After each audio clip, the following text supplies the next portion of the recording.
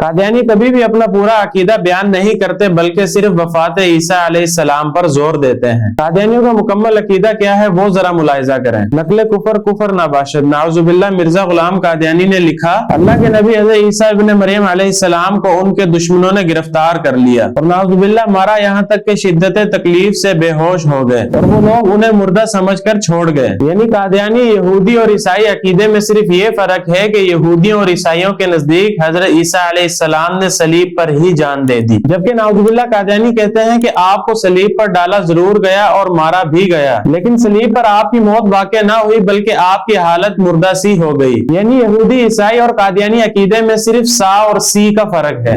قادیانیوں کا عقیدہ یہ ہے کہ واقعہ صلیب کے وقت آپ کی عمر تقریباً 33 برس کے لگ بھگ تھی، کیونکہ آپ صرف بے ہوش ہوئے تھے، لہٰذا اپنے زخموں کا علاج کرنے کے بعد آپ وہاں سے کسی طرح نکل کر ہزاروں کلومیٹر کا سفر کر کے کشمیر چلے گئے اور وہاں مزید تقریباً 87 سال زندہ رہنے کے بعد آپ کی وفات ہوئی اور آپ کی قبر سری نگر کے محلہ خانیار میں ہے۔ کیونکہ اللہ کے نبی عیسیٰ علیہ السلام فوت ہو چکے ہیں، لہٰذا اب وہ دوبارہ نہیں آ سکتے۔